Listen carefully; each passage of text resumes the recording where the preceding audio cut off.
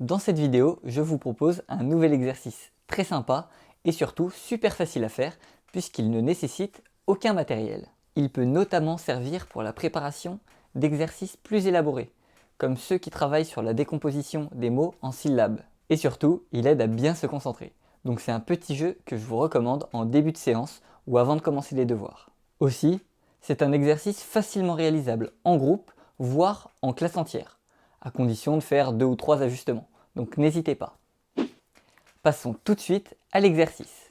Vous allez taper un rythme avec vos mains, puis à son tour, l'enfant va répéter le rythme en tapant lui aussi dans ses mains. C'est important de commencer par des rythmes simples, puis d'augmenter ensuite le niveau de difficulté progressivement. L'objectif est que l'enfant soit toujours capable de réussir, même s'il a parfois besoin de réécouter plusieurs fois le rythme.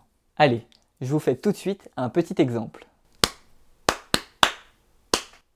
Je vous laisse 3 secondes pour le refaire.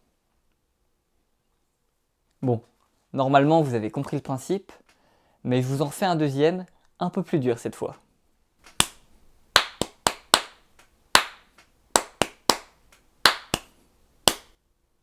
Je vous laisse le refaire.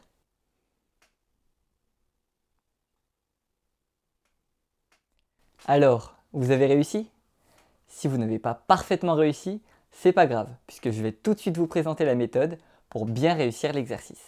Parce que comme pour tous les exercices que je propose, cet exercice vient avec une méthode. Et c'est notamment grâce à elle que cet exercice est efficace et que tous les enfants sont capables de le réussir, quel que soit leur niveau. Donc c'est très important que vous expliquiez bien la méthode à l'enfant ou au jeune avant de commencer l'exercice. La bonne méthode pour bien faire cet exercice, c'est de compter en même temps qu'on tape dans nos mains. Vous allez voir, c'est super simple. Par exemple, pour le rythme qu'on avait fait tout à l'heure, ça donne 1, 1, 2, 3, 1. Au début, l'enfant pourra compter à voix haute, puis à voix basse, et au bout d'un moment, s'il en est capable et qu'il préfère, il pourra même compter dans sa tête. Mais c'est pas la peine de précipiter la chose. Si vous avez un doute là-dessus, la valeur sûre à tout âge, c'est de compter à voix basse, comme en se parlant pour soi-même. Ah, attendez 2 secondes. C'est encore moi. Je voulais vraiment vous dire que si la vidéo vous plaît, alors n'hésitez surtout pas à vous abonner à la chaîne pour ne rien rater des prochaines sorties. J'ai plein d'autres exercices à vous partager.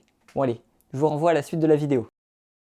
Maintenant, je veux attirer votre attention sur un point qui me semble vraiment très important. Il est tout à fait possible que l'enfant arrive à reproduire des rythmes sans compter, surtout pour les rythmes les plus simples. Mais ce n'est pas une bonne raison pour ne pas appliquer la méthode. Cet exercice n'est pas seulement censé travailler la mémoire, il permet aussi d'entraîner la subvocalisation, c'est-à-dire notre petite voix dans la tête. Donc c'est intéressant de s'entraîner là-dessus. Et surtout, lorsque les rythmes seront plus longs et plus complexes, seul le fait de bien compter et de bien utiliser la méthode permettra à l'enfant d'être sûr de lui, et ça, c'est super important. Aussi, ça peut paraître assez évident, mais faites bien attention à augmenter la difficulté progressivement. C'est super de challenger l'enfant, mais il faut toujours qu'il soit capable de réussir pour rester motivé. J'en parle d'ailleurs dans ma dernière vidéo sur la motivation. Juste avant de terminer cette vidéo, je voulais vous partager une petite variante qui permet de rendre l'exercice plus complexe, ce qui peut être pas mal une fois que l'exercice de base est déjà bien maîtrisé. Vous pouvez simplement ajouter un deuxième type de son, par exemple un claquement de doigts. Ces claquements de doigts pourraient être comptés avec des lettres pour bien faire la différence. Pour un rythme simple comme celui-ci, ça donnerait donc 1, AB, 1, 2. Comme cette variante rend le jeu beaucoup plus difficile, c'est d'autant plus normal de ne pas réussir à tout mémoriser dès la première écoute. Alors il ne faut pas hésiter à refaire le rythme autant de fois que l'enfant le souhaite, jusqu'à ce qu'il l'ait bien mis dans sa tête et qu'il soit prêt à le refaire. De même, en cas d'erreur, l'idéal est de signaler à l'enfant qu'il y a un petit souci à un endroit, et de lui proposer de réécouter le rythme et de se corriger. Et voilà, il ne vous reste plus qu'à tester. Je vous ai mis quelques exemples dans la description, mais vous pouvez vous aussi en inventer plein d'autres. Alors dites-moi comment ça s'est passé pour vous dans les commentaires, j'ai vraiment hâte de lire vos retours. À la prochaine!